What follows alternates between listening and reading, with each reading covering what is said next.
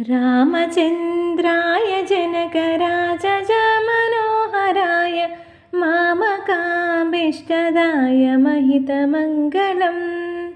रामचन्द्राय जनकराजमनोहराय मामकाभीष्टदाय महितमङ्गलम्।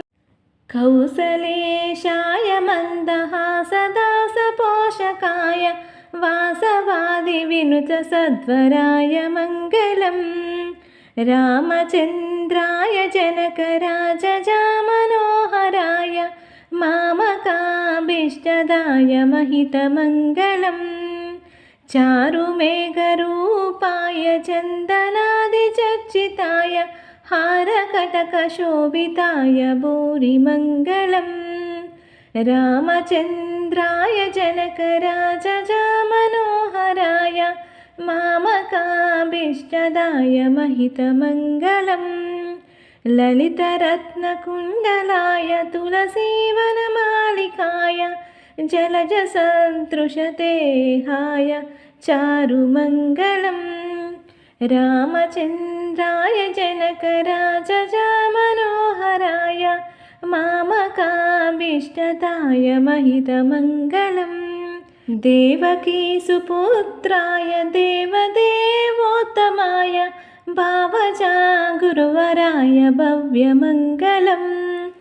रामचन्द्राय जनकराजमनोहराय मामकाभीष्टदाय महितमङ्गलम्।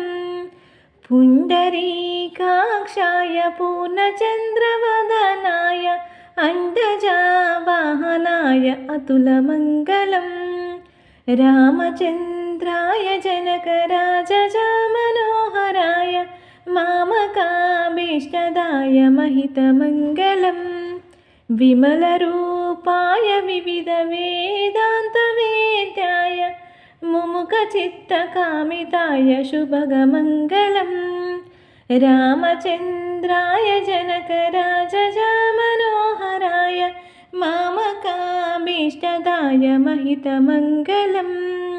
रामदासमृदुलहृदयतामरस निवासाय स्वामिभद्रगिरिवीराय सर्वमङ्गलम्।